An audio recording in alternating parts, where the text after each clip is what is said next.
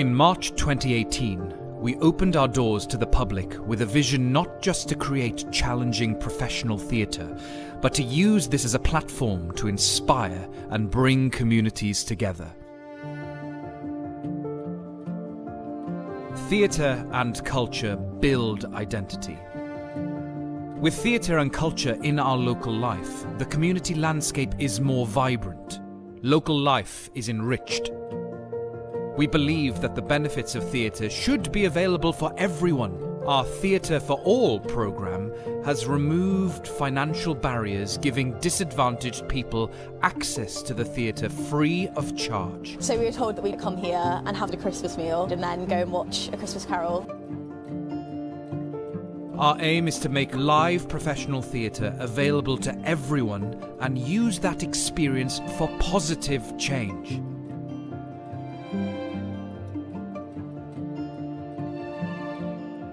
Theatre can be transformational in young lives. Our academy is now in its 4th year, and we continue to build on our vision of bringing the best performing arts tuition to the heart of the Cotswolds. We work hard to make our academy as inclusive and as accessible as possible. Discounts apply for parents with more than one child. Our bursaries help support talented children from less affluent backgrounds. The Academy creates a fun and challenging environment where children can build friendships and develop key skills not just for theatre, but for life. We are also able to provide real opportunities for students who wish to pursue careers in the arts. My name is Harry Apps. I am currently playing Marius in Les Miserables in the West End. Barn outreach and learning programmes engage with thousands of people. Our free workshops support the drama curriculum in local schools. Singing and musical theatre workshops in community groups and care homes have helped address issues of isolation. Our Song for Cirencester project in aid of mental health charities brought our community together in an unprecedented way. We've collaborated with many charities in the region, including the Cllr project, to support individuals dealing with the barriers to finding work. Since working at UN, my life's changed. It's given me some purpose, given me an interest, some confidence I was lacking prior to all this. The Barn Theatre played a pivotal role in the town's 2018 World War I centenary celebrations. Who could forget our record-breaking Human Poppy? Our live streaming work on the annual Advent Festival helped thousands engage and take part in Cirencester's Christmas festivities.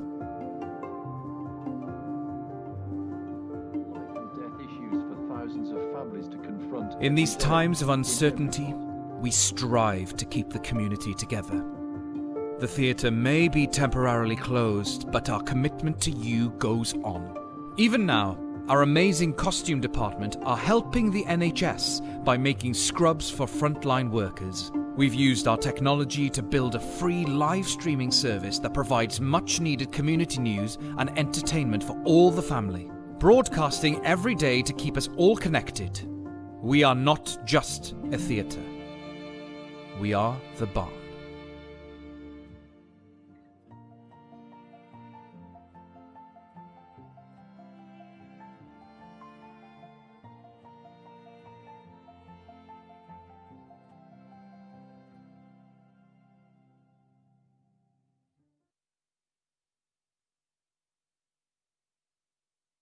Another week in lockdown. This is Cotswold District Council Live.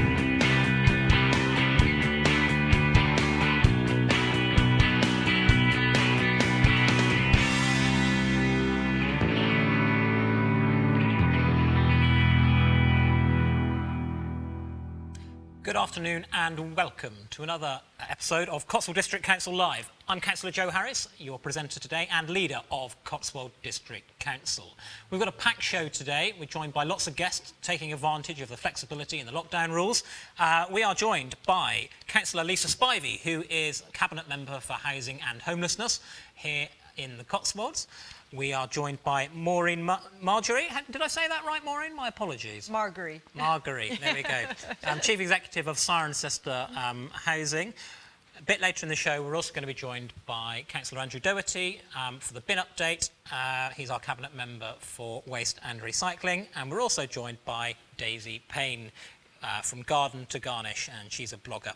Looking forward to that. As is customary, I want to say a big thank you to the Barn Theatre for hosting us here today. And of course, a massive, massive thank you to everybody who's still continuing to ensure that the NHS functions, all doctors, nurses and everybody associated with the NHS. A massive thank you to all of you for your efforts over the last few months and certainly recently. And a big shout out as well to all key workers, including our own council staff. We'll be hearing from Andy, in particular about the waste service a bit later on. We know they've been working above and beyond. And finally, a big thank you to our residents here in the Cotswolds. As the lockdown has eased, I know many places in the Cotswolds have become very, very busy. I visited Bourton-on-the-Water and Bybury, 2 examples, and they've been absolutely heaving. And despite best intentions, social distancing hasn't always been followed. But residents have remained calm and they've remained vigilant, and they've tried to get through it. So a big thank you to all of our residents and businesses for everything that you're doing to help get the local economy restarted and to ensure that visitors and residents remain safe from harm. So a few announcements before we get on to our first topic of the day. We've had a really successful launch of the business packs. As businesses have begun to open, we've been sending business packs to many local businesses. I know a lot of businesses have found these really, really helpful and have lots of positive feedback on that.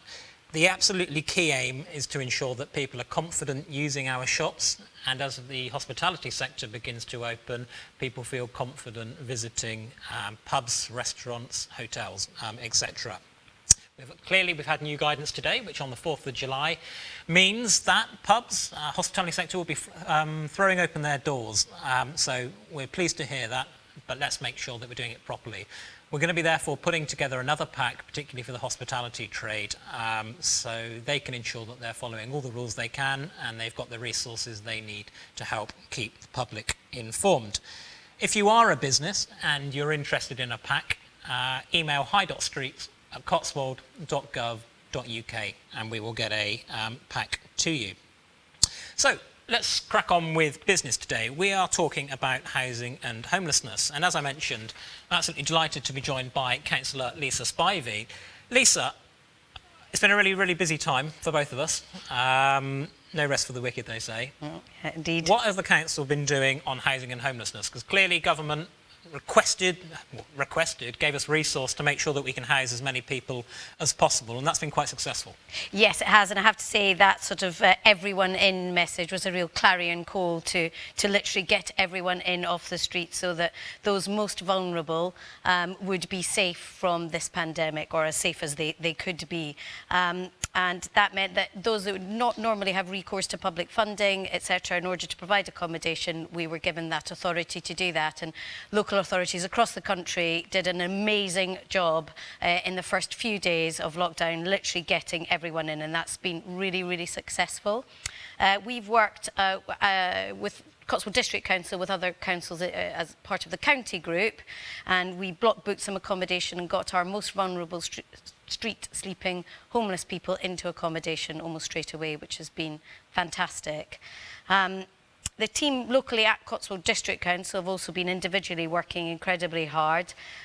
They've done really amazing things. They've managed to secure other accommodation here in Cirencester to help those who need emergency or temporary accommodation.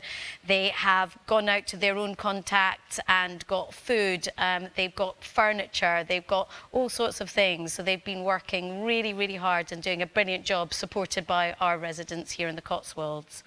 Fantastic. So we've got lots of people off the street and into housing. How do we ensure that we make sure that they stay in housing? Because what we don't want is lockdown to be lifted and suddenly we go back to a situation that we were in before.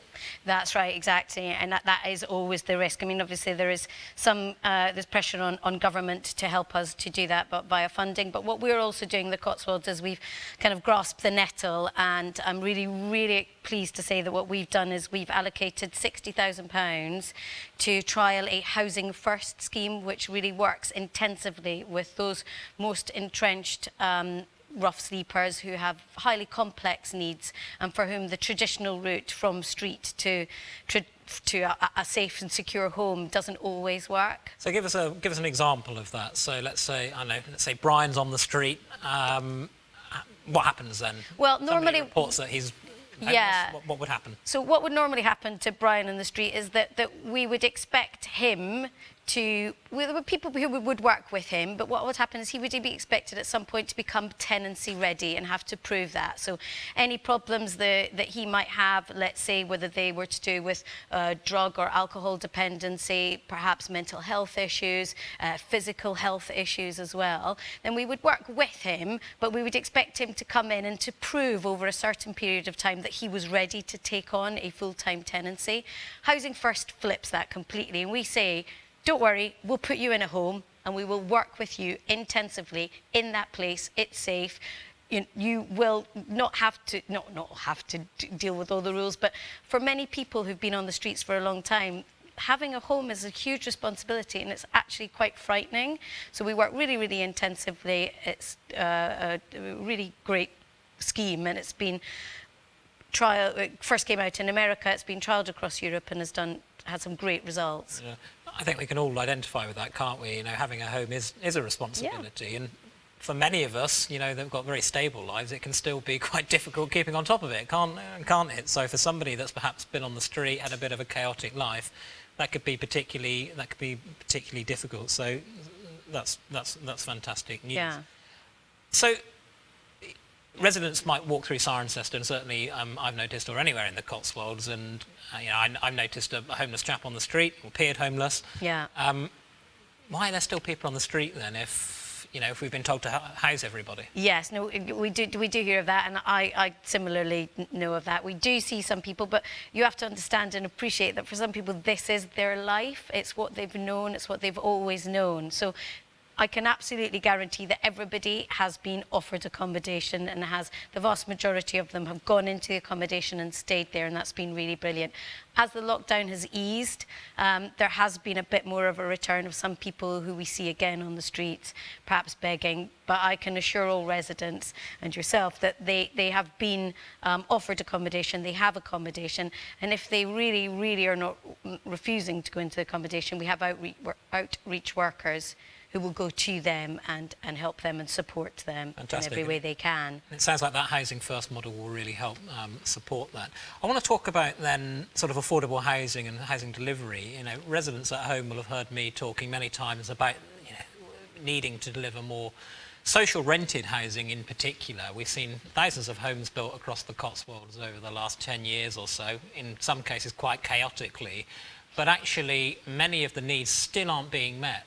Quite simply, we've left it to the market to deliver housing, and the market hasn't delivered the type of housing that we need, social rented housing, on an affordable basis. And the administration that I've led, the District Council, are now committed to delivering housing once again. And we've got some fantastic smaller social housing providers in the Cotswolds. And as I mentioned, we're joined by Maureen today, and we'll get into the skin of that a bit. But Lisa, can you just sort of, before we sort of talk to Maureen, can you just sort of talk to us about what our plans are for housing in the Cotswolds? Because we've got some quite exciting plans, some little steps, but hopefully it will lead to something bigger. Yeah, that's right. I mean, I think what we really want to do is target those most in need, and I think actually this pandemic will show us, as we come into the autumn, perhaps those people who've maybe managed now but might lose jobs, etc. So I unfortunately think we will see a rise in those needing housing, and that's where we've really got to do everything we can to help that, and that will be a variety of methods really. It's be working in partnership with established housing associations to bring forward as much social rented accommodation as we can via those usual methods. But I think for us as a council to be ambitious, at the moment we're looking through every single plot and parcel of land that we own as a district council to see what we can do with that, whether there's something that we can actively do.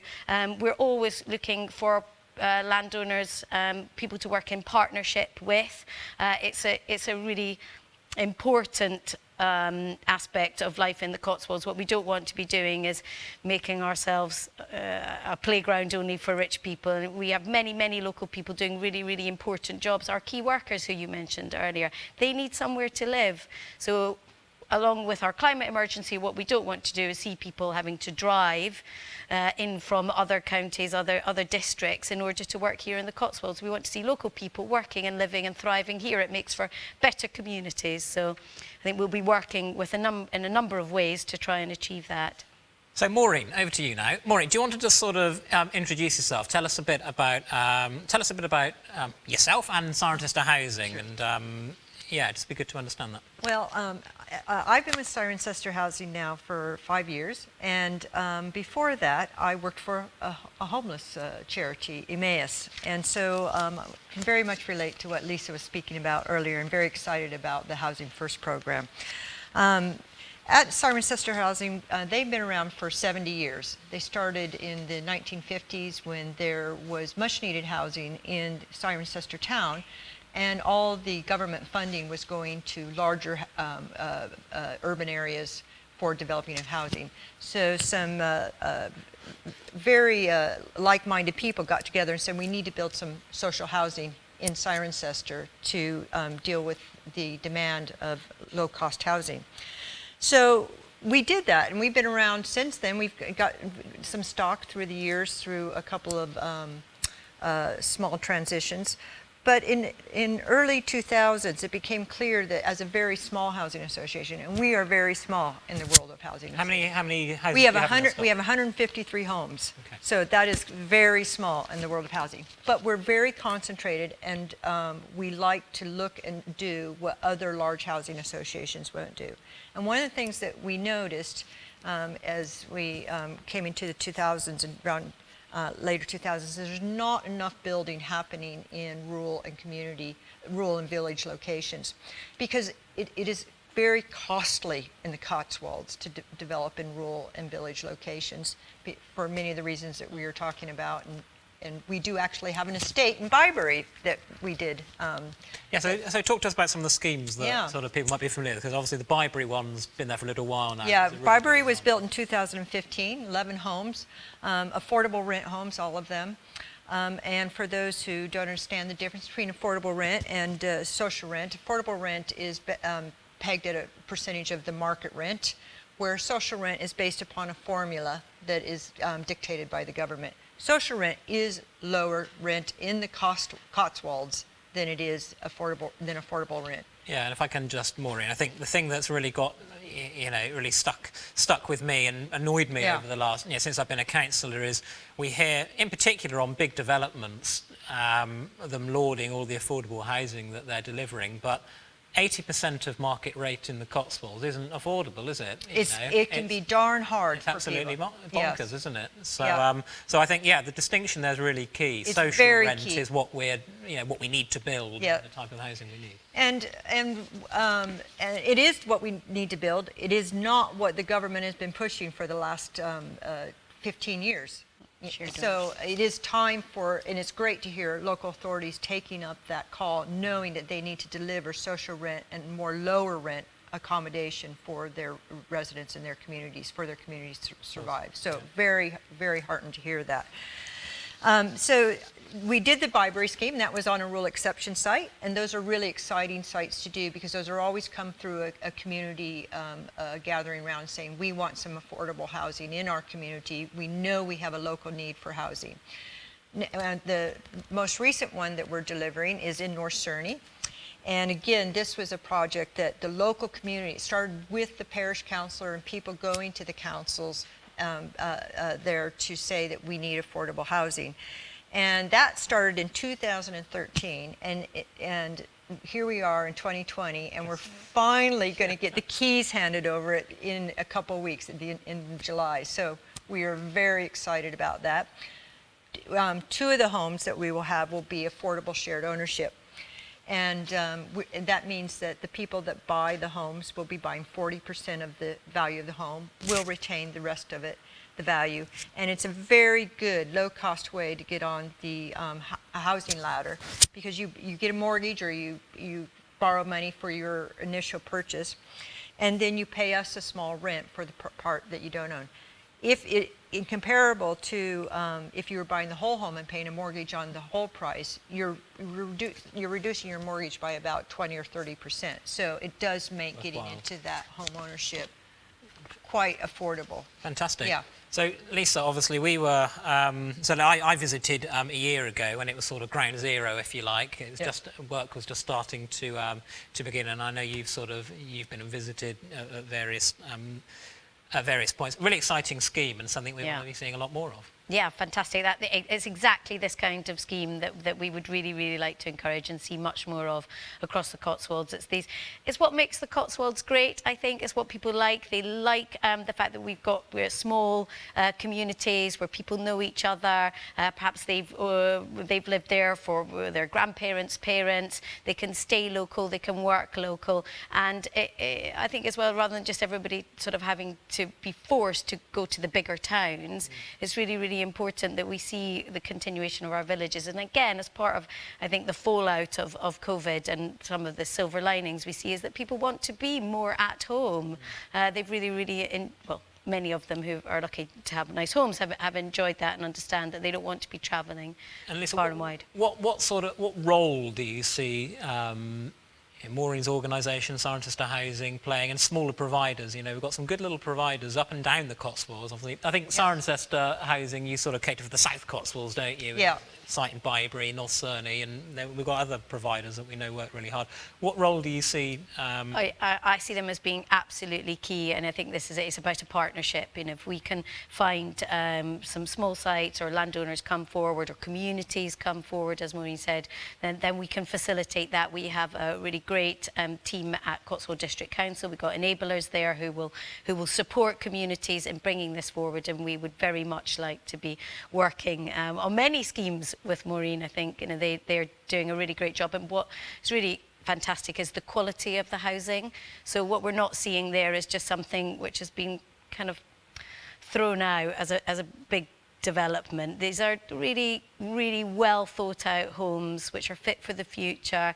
They're really, really great places to live. Fantastic. I've got a photo here of some of the site in North Cerney.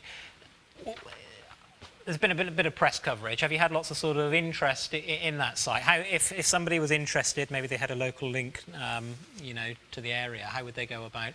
The best way to go about it is to contact us directly. And our website and our email address are very easy. It's cirencesterhousing, all one word, .org.uk. And because we are advertising right now on home seekers for the rented properties, and we have not allocated all the rented properties. We do still have a couple of 2-bedroom houses and a couple of flats, 1-bedroom flats available. And I'll tell you, I stopped by the site on my way into Cirencester this morning, just because I do, and it was a lovely morning today.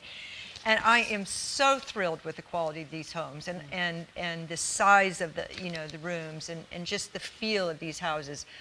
These are really nice houses, and we desperately need local people, local North Cerney and Badgerton Parish people to come and apply for these homes. Fantastic. So that's the best way to do it, is contact us directly. Or you could contact your ward councillor, and she will put you in touch with us. Yeah, that's right. Jenny Ford is the local councillor.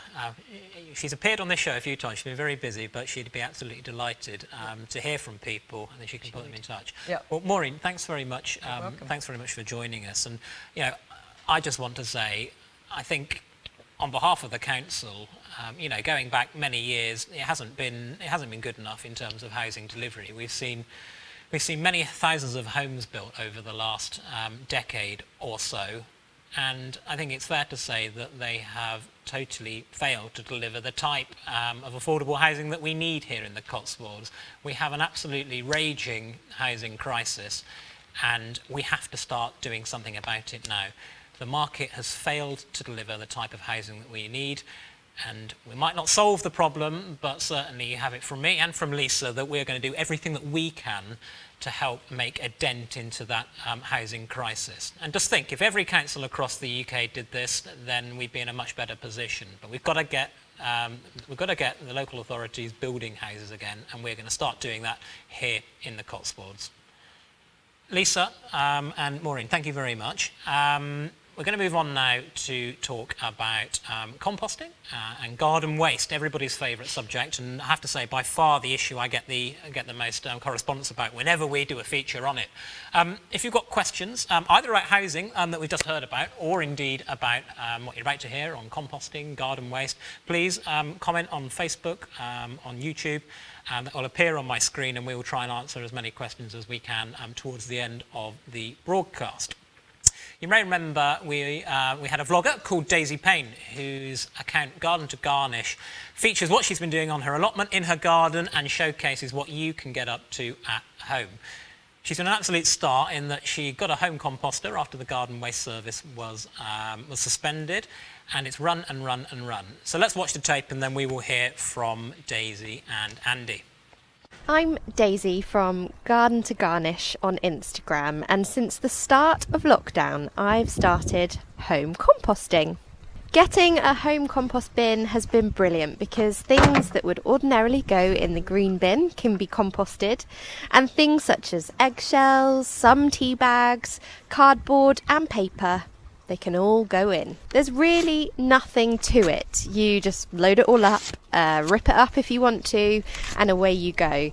And all of this will break down and be ready as really nutritious compost next year, which will be perfect for mulching the borders. Now that our lovely town of Cirencester is opening back up, if you grab a coffee in town and your cup is compostable, you can of course bring it home and put it in your home compost bin. I am going to cut these up now and put them in. The great thing is all the materials inside really sink down over time, even just after a week or so, and they really reduce, so there's always more space to add in your grass cuttings or the plants that you're pruning. You can just pop them all in and it will start to break down. Good luck with your home composting. I really would urge you to give it a go. It's amazing for the environment. It really does reduce your carbon footprint. And not only that, it just massively reduces the waste that you're popping in your bins and your recycling. So it is really worth giving a go. Good luck. Fantastic as always, Daisy, and high production quality of those videos. I know Ben, your partner's been working very hard on those, so fantastic. So Daisy, this is the first time you've joined us in the studio. Welcome. We're also joined by Andy Doherty, who is a regular fixture now of this. You've heard from him many times about garden waste. So Daisy, you're a vlogger. For people that are watching that have absolutely no idea what a vlogger is, can you explain and give us a bit of a flavour about what you do on social media? Good question, Joe. I do have a job. I work for a living. On the side, I love gardening. And at the start of lockdown, I felt obliged to kind of get more people into it. So just started sharing some content on the Instagram, as my parents call it, and on YouTube, just to try and inspire people to maybe get outside and to do some stuff in their garden that they maybe wouldn't normally have done. And it's kind of taken off, really. Big shout out to Daisy May Cooper, who kind of got behind it a little bit as well, which helped massively. But I think it came at a really timely point in lockdown when people were sort of wondering what on earth to do next. So yeah, and to my shame, before lockdown I didn't own a compost bin. Very sorry, Andy. Well, you own one now. That's the main thing. So you've been composting. You've been busy composting. Like, how have you found it? I do. I feel ashamed that I didn't own one before. So sorry, Daisy. So you used to own like a normal garden waste bin, like every year? Yep. So I have a garden waste bin that I pay my extra bit for every year, and used to fill it right up every week, and sometimes have to get in it and jump to push it down, and So yeah, when the waste service was paused, that was a sort of nudge I needed really to order the compost bin. And I haven't needed my green waste bin since. Fantastic, that's amazing. Andy, we know that you're a big advocate of composting, and as things change, as the world changes, we need to be less reliant on the garden waste service. Am I right? And composting is a good way that we can make that happen. Definitely right. I mean, there's lots of useful things actually for Daisy to maybe talk about a little bit more in terms of the things she's done with the compost bin. But the basic premise is simple. Driving lots of big lorries around full of grass clippings is not an environmentally sound way of doing things. I think that's one of the kind of odd things. I have lots of conversations with people around, and people are often surprised about how much fuel a lorry burns moving around. But it's a big, heavy object, driving hundreds of thousand miles around the Cotswolds every year. So if you get to a situation like Daisy's done, where you're not putting anything or very little, for example, in your garden waste bin, that's great. You're saving a huge amount of transport costs, and you're doing something that's really good in your garden, for the wildlife and for the environment in your garden.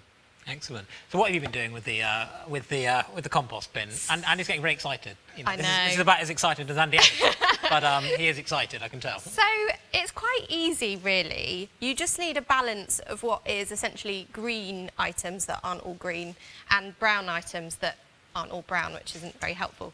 But essentially, Ben and I cleared out our whole green bin at the start of lockdown when our compost bin arrived. And most of the things that went in that bin went into the composter. In fact, I think pretty much everything did, apart from some horrible weeds that we sort of didn't want to be kind of put back into the ground when we use it for mulch. And on top of that, you kind of balance the kind of green items, so your grass cuttings, your hedge trimmings, all that stuff, with brown items. And the main thing I use for that is cardboard. So I get a lot of deliveries, get a lot of deliveries, so Amazon deliveries or kind of my flower delivery subscription service. All of those cardboard items go into the bin and they're ripped up and make them nice and small so that they break down quicker. And it essentially works really well. And then over a couple of weeks, it starts to kind of condense down. So there is always more room to put more in. It's great. Fantastic, excellent. And Andy, how do we get, for residents that are sat at home watching saying, I pay my 30, 35 quid a year, why should I? You're providing a service. Well, what's the sell? What's the, you've mentioned the sort of lorries chugging up and down. What's the killer, what's the thing you want to get across? Come on, we need to do some persuasion here. There probably isn't one killer thing. I mean, a common thing I talk about with people, obviously, the fact that it costs us more than £30, £35 to actually provide the service. So people who don't have gardens are effectively subsidising it. And that, a bit like the housing conversation we've had earlier, doesn't make a lot of sense if you look at it if those people are in smaller houses and flats. Daisy's also kind of a good example of Daisy's in a slightly newer build house, not a huge garden. I've got lucky to have a reasonably large garden, and we're both very able to do composting. So whatever the size of garden is, you've definitely got room to do something in there. Compost heaps are fantastic for invertebrates and all sorts of other life that's much unloved but really, really essential around the world. So one of the things I really encourage people to have them is it gives room for all those beasties and beetles and other things you don't look for that wildlife needs, that things like hedgehogs absolutely love and need as a food source. And you're also avoiding those transport emissions, and you're also getting a warm, fuzzy feeling about doing something good for the world. The other thing is, if you are a keen gardener and every spring or autumn you buy a load of manure and mulch to kind of mulch your borders, you are essentially creating your own. So it'll save you money in the long run, whichever way you look at it, which I think is a really good thing. And there's something very circular about it, isn't there? That what you're kind of getting rid of kind of comes back around and is really good for the environment too. Absolutely. Daisy, we sort of just about qualify as young people still, I would suggest. Andy, not so sure, sorry. Yeah. But people sort of our age will go, oh, well, I don't have time, I'm working full time, some might have kids, starting careers, etc. Yeah. How do you fit it in? Because I know you work really hard and you're really busy. How do you fit it in? Clearly lockdown has been a help. Yeah. But, I think that you can have a million excuses for a million things, but I think you just got to get on and do it. I think if you were mowing your lawn, you would put the clippings probably into the bin. It's the same amount of energy and time that you are using as a human being to just put it somewhere else so that it can break down. So there are no excuses. It's really good for the planet. It's really good for the kind of longer term health of everything. So you should definitely do it. And I think from a young people's kind of perspective, I don't know, it's education. We should be educating our children on doing these sorts of things, and it shouldn't, I don't think in some cases, you know, having a green bin maybe shouldn't be an option. You should have to find a way to compost, I think. Controversial. I know that, and actually on that point, Andy, we are, lots of councils do provide a garden waste service, but there are plenty that don't, aren't there? And, there are a lot that don't. I mean, one of the common complaints, obviously, fortnightly, that's terrible, I can't cope with fortnightly. To the best of my knowledge, Milton Keynes is the only council left in the country that does a weekly garden waste service, and that's because it's still mixed in with food waste. And that's because it's a thing where literally all that driving, double everything if you do it weekly. It's as simple as that. That's a lot of driving around doing. So I think picking up on kind of Daisy's point, we've forgotten that this is how a lot of things used to be. So before 2008, there was no weekly garden waste service. The council only started doing that when food waste started being collected. And before 2002, there was no garden waste service at all. It didn't exist in any form, almost nowhere in the country. Everyone cottoned on to the fact it was a quick way of making your recycling figures look better, and all of a sudden it sprouted across the whole of the country, mostly as things like landfill taxes started to go up. And it was very expensive if you're a council, if people were putting garden clippings in the bin and you were putting them in landfill. Makes no sense when you think about it, particularly from a modern perspective. So all of those kinds of things have changed over time. So part of it is remembering, actually we've done it like this before and it worked well. Absolutely. No, I totally get that. Fine, okay, we're going to, Andy, we're going to stick with you. Daisy, thank you so much for coming on, and do hang around. Andy, we're going to have bin update now.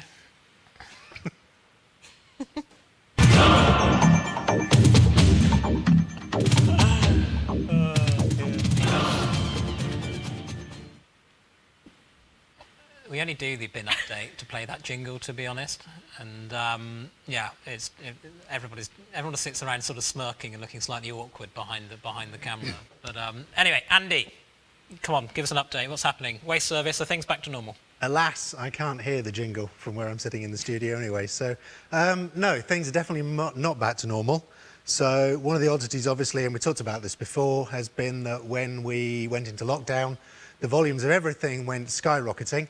And to be honest, pretty much they've stayed up there. Probably a lot of that's to do with things like food. We're still generally eating from home, and if we're getting food, it's going to be takeaways. We're doing more gardening, and people are doing a lot more online shopping. So one of the really lovely things that Daisy was talking about, for example, was using that cardboard as part of the composting. That's good for us because cardboarding is one of the things that's been a problem. There's a lot more of it than normal, and there's only so much room to get it onto the lorries. So a few significant things have happened at the minute. We're still looking at anywhere between 10 and 20% more of everything than we would normally have. And as I talked about before, that varies a little bit from place to place in the Cotswolds. Some of you are more glass bottle people, some of you are more can people. And as the weather ebbs and flows, you can see the volumes of glass bottles, wine, beer, etc., going up and down. What we've gradually been finding recently is that we're starting to work out what our new normal looks like. That's meant, for example, that last Wednesday, we started to, on a regular basis, put out more recycling lorries than we've had before. I think one of the things that's somewhat confusing for people is when you see a lorry driving past, you think, well, that's my lorry, well, that's the lorry. So, for example, today there would probably be about 37 different vehicles with crews out doing the waste service, wherever they are in the Cotswolds. And for things like recycling, we would normally have had 14 lorries out. What we found with the amount of material we're picking up at the minute is we're needing more. So we've flipped over now to 16 or 17 lorries. Some of you will have seen a couple of changes lastly, Wednesday, Thursday, Friday, and they're continuing on now. And that's mostly so that we can try and deal with the extra amounts of paper and cardboard we're getting in particular.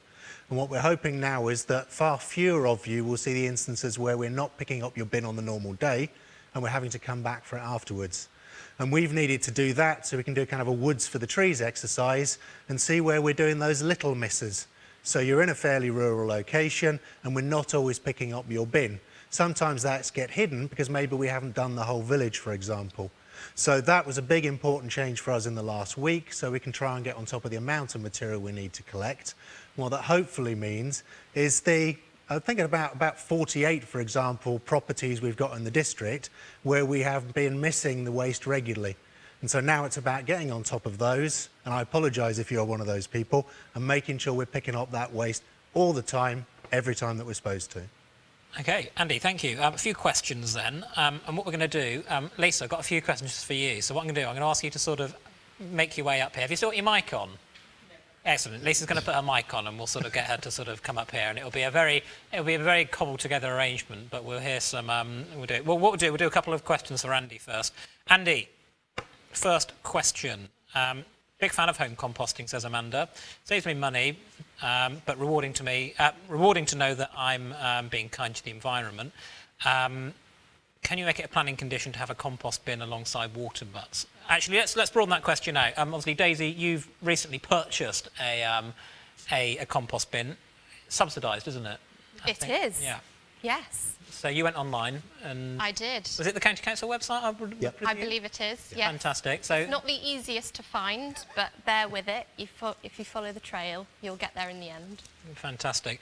So yeah, it's gloucestershire.gov.uk. But mind you, if you Google home composting Gloucestershire, that will probably find you. Andy, you might know. Is there an easier way of finding it? Yeah, there's Cotswold Recycles and there's Gloucestershire Recycles, and definitely if you go onto our waste pages, you can follow through the various links from there.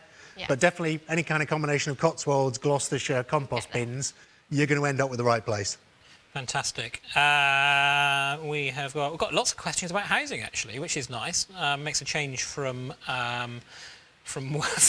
waste, it has to be said. Well, I think actually answering Amanda's question, because maybe we didn't quite answer that one actually. I'd love to be able to do that actually. Definitely in terms of water butts and compost heaps. And I think last year I asked about some bin placements at a planning committee. To the best of my knowledge, nobody had ever asked anything about bins at a planning meeting, for example. So that's the kind of thing we need to look at. Again, coming back to Daisy's point, making all of these things easier to do where you are, a bit more of a circular, better use of reuse and recycle, and making it easy to do that by default for people. So that's definitely something we can talk about and have a look at doing. Fantastic. Sarah says, when will I ever get a green bin? Been waiting weeks. I think without knowing who Sarah exactly is, that might be a little bit hard to answer, but if people are waiting for a green bin, I know there's a waiting list. Yeah, so Sarah, sorry, again, don't know where you are and don't know the particular circumstances for that. The customer services team are really, really busy dealing with everything that's garden related recently. We will get on top of that. Key thing at the minute for us, though, is that whenever we need to do a new job, it needs to not be the expense of what we're already doing, because as described, we're really, really busy and everybody is working. The Ubico team, the staff, the vehicles are all running off their feet all of the time. There's no vehicles lying around doing nothing at all. Everything's busy. So for things like getting the bins out to people, we'll pick a time where we feel we're on top of everything we're doing, and then we'll start to get those bins out. Might be a little later than you like. Good opportunity potentially for doing more home composting. But what we will do is we'll get them to people as soon as we can, but not at the expense of making any other part of the service fall apart. That's what we're very keen to avoid doing at the minute. Okay. Yeah, I would say, Sarah, get a compost bin. Get a compost bin, there you go. Thank you, No Daisy. excuse. Sound advice. Right, what we're going to... and fantastic. Our fantastic comms officer, Ollie, has just put a post out with a link to Recycle for Gloucestershire, where you can get a compost bin. There's also a phone number there, so good news. Right, high production value here. What I'm going to ask is if Daisy and Lisa can swap, obviously socially distancing. I've got my big blue roll here, so I'm just going to wipe down the chair very quickly. Daisy, thank you so much Thanks for having me. Thank you so much for joining us. And as you can see, it's live. Anything can happen. Thank you, Daisy. If you go sit yourself at the back.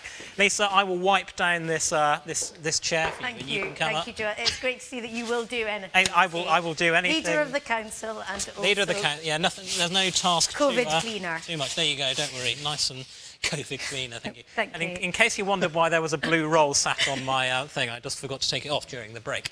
Right. Sorry about that. I smell As I said, as well. we're live. anything can happen. High production values. Right, okay, Lisa, we have got quite a few questions about housing, actually. So, where's the first one? So this is from Rob.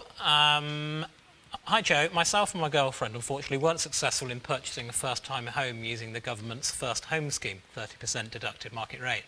Are there plans for more homes being built using this scheme rather than shared ownership? Yes, in fact, this is something that we are looking at. What we want to do, and actually much in the way that Andy's just said, is what we don't want to be doing is going for that scheme as opposed to other things. So it's a balancing act always. But yes, we are looking into that and how that might work. There's recently been a consultation on that, which we responded to in depth, saying that this is definitely something that we would be interested in looking at into the Cotswolds. Fantastic. Rob, you've got my details, so do pop me an email and I can pass you on to Lisa if you want to explore that more. Linda Hicks-Collett, loving the shorts. Thank you. And I've just realised, usually you can't see below my waist. So, yeah, apologies for that. I'm also not tucked in. I mean, this is terrible.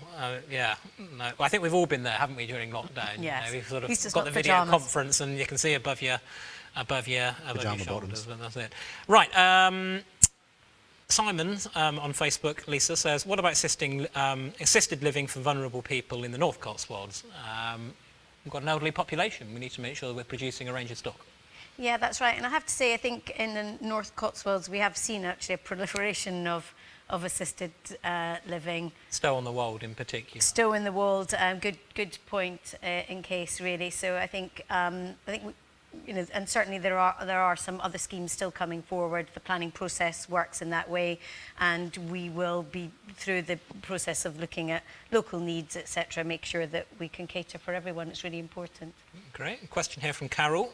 Regarding housing, could housing groups not buy back ex-rental homes when they come up for sale? Bit of a tricky one. Yeah, I'm not exactly sure. I mean, I have to say that if you're meaning actual social housing owned by housing authorities, it's very, very, very rare that they sell stock, certainly here in the Cotswolds. What they are doing a lot of is regeneration. So that's what tends to happen. Unfortunately, we're not really seeing a market like that. Yep. But good idea. Katrina says, maybe there should be more homes for young families rather than retirement villages. There are 3 in Stow.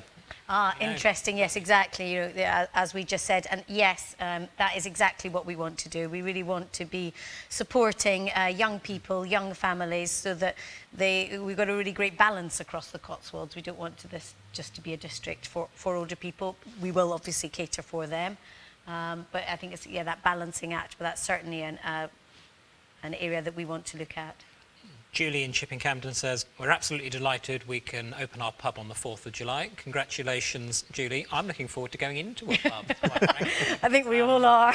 Absolutely. Andy, I've got one for you from a sort of regular viewer, Rosemary Andrews. Rosemary, shout out to you, and of course, Stephen. Can anyone explain what the rules are for recycling glass bottles? Should they also have their lids? And are the goo containers, the dessert, a goo? Yeah. You know what yeah. God, I sound so middle class now, don't I? Get through some waitress. Are these considered glass? They're definitely glass. Oh, you know what? I don't know. I don't think I've ever had one of those. So I'm insufficiently middle class.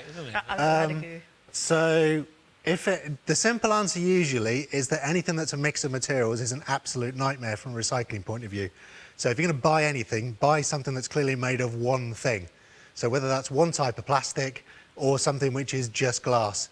If it's a glass bottle, jam jar type stuff, the lid going in with that is fine because they'll be extracted. But obviously, ideally, you could just chuck the lid into your big white bag because that's normally where your cans and things like that are going to be going. Yeah. And that's the same type of metalwork. Ollie, our comms officer, you were sort of waving at me a minute ago, Ollie. What were you saying? Goos are glass, so you can put it in your get this right, in the black box. Yep. And pass the test. Fantastic.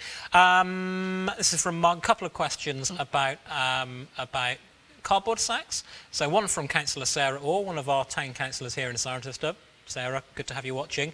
Can we get a second blue bag for cardboard? One just isn't enough. And I think particularly with people having a lot more deliveries, this is a question that I've had a few times. Andy, your thoughts on that? This is problematic. We've already had to change all 14 of the new lorries to bump up how much they squash the cardboard by about 20%, so we can get 20% more on. And that was in part because it was so dry, and cardboard doesn't squash when it's dry, you discover. Simple answer is if we just keep adding cardboard, we're just encouraging people to buy more and more cardboard. There are simple little tricks you can do, for example, like certain well-known online retailers will let you tick a box so that you can bring your deliveries into fewer containers. And that, for example, would reduce the amount of paper they're using for packing and the amount of cardboard.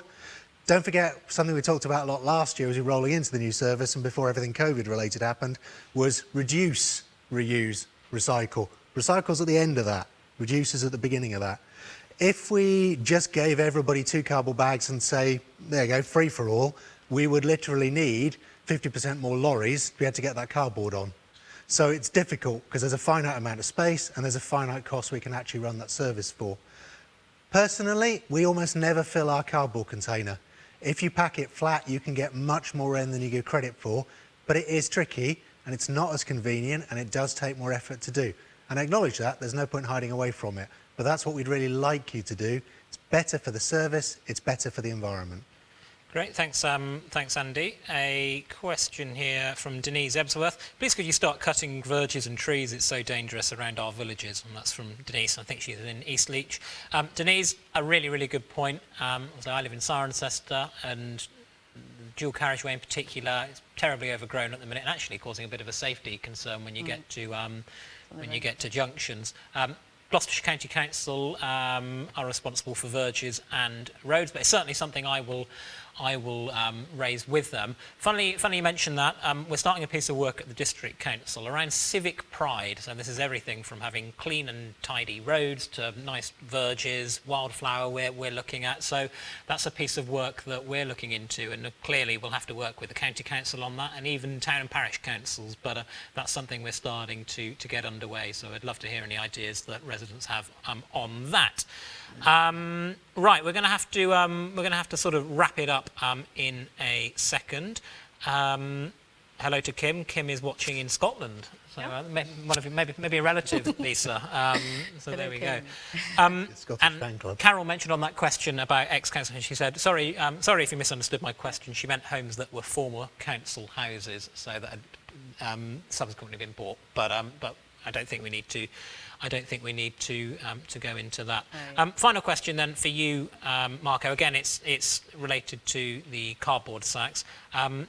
As the sacks themselves, when disposed, go to landfill, surely this is not a sustainable approach? Probably not a lot we can do on that. Actually, in Gloucestershire, nothing goes to landfill anymore, or almost nothing, because landfill is so expensive. It costs about £120 a tonne to put stuff in landfill. So all of that stuff will end up going to the Javelin Park Energy from Waste plant, which is a complicated incinerator. But the lifetime on those bags is quite long. A lot of our white plastic bags that are out are more than 10 years old, which causes a bit tricky because, as I said before, some of the instructions on them are out of date. So they do last longer than you think they last. They most definitely, however, do not go to landfill. The trouble with bags like that is they tend to be plastic which has already been recycled.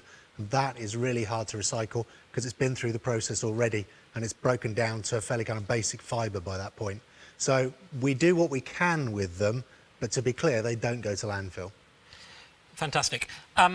That's just about all we've got time for.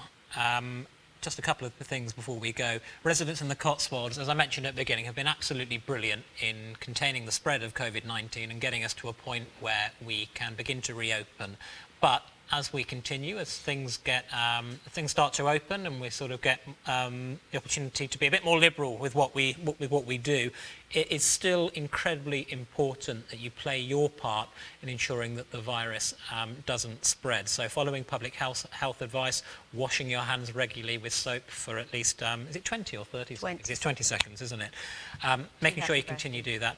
Equally, if you're using public transport, please, you must wear a face mask, or if you don't have a face mask, a covering, you can pop a scarf over your face, but just make sure that your mouth and nose are covered. That is absolutely key. We've also got fantastic groups up and down the Cotswolds who are making face masks. I've got on my notes here, I've got the Cheltenham and Cirencester Scrubbers which doesn't, on the face of it, doesn't sound that flattering. But they're doing a fantastic job, and they made over 900 masks for local key workers. And I'm told the scrubbers can be found on Facebook, so I'll ask our Facebook page to put a link to that.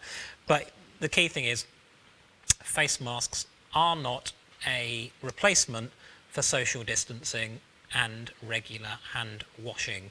So please follow the rules. We've all done so well. It's been so difficult, and you know, we've all been in this together. We really have. I know that's sort of been a phrase that's been used and over again over the last 10 years or so, but really we are all in this together. It is incumbent on all of us to do our part to ensure. So thank you to Daisy and thank you to Maureen for joining us. We'll be back in 2 weeks' time. Get your questions in. In the meantime, stay safe, stay apart. I hope you enjoyed today's show. To support our programme and all the other fantastic programmes and content that the Barn Theatre produce, please consider making a donation by clicking the link below.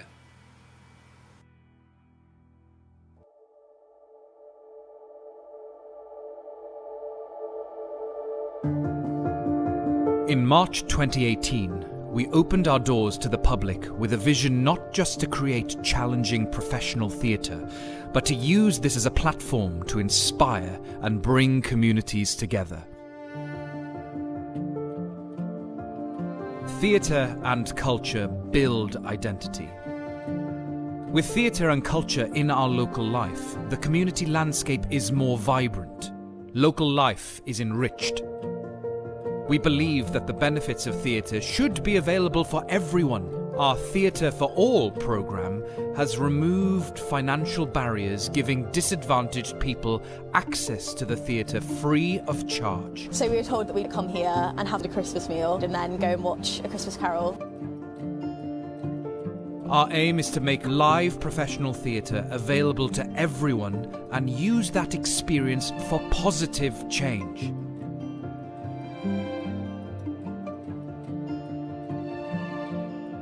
Theatre can be transformational in young lives. Our academy is now in its 4th year, and we continue to build on our vision of bringing the best performing arts tuition to the heart of the Cotswolds. We work hard to make our academy as inclusive and as accessible as possible. Discounts apply for parents with more than one child. Our bursaries help support talented children from less affluent backgrounds. The Academy creates a fun and challenging environment where children can build friendships and develop key skills not just for theatre, but for life. We are also able to provide real opportunities for students who wish to pursue careers in the arts. My name is Harry Apps. I am currently playing Marius in Les Miserables in the West End. Barn outreach and learning programmes engage with thousands of people. Our free workshops support the drama curriculum in local schools. Singing and musical theatre workshops in community groups and care homes have helped address issues of isolation. Our Song for Cirencester project in aid of mental health charities brought our community together in an unprecedented way. We've collaborated with many charities in the region, including the Cllr project, to support individuals dealing with the barriers to finding work. Since working with you, my life's changed. It's given me some purpose, given me an interest, some confidence I was lacking prior to all this. The Barn Theatre played a pivotal role in the town's 2018 World War I centenary celebrations. Who could forget our record-breaking Human Poppy? Our live streaming work on the annual Advent Festival helped thousands engage and take part in Cirencester's Christmas festivities.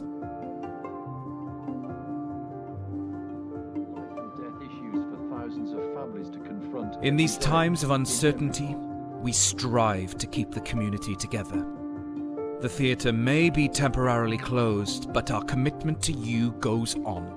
Even now, our amazing costume department are helping the NHS by making scrubs for frontline workers. We've used our technology to build a free live streaming service that provides much needed community news and entertainment for all the family, broadcasting every day to keep us all connected. We are not just a theatre. We are the bark.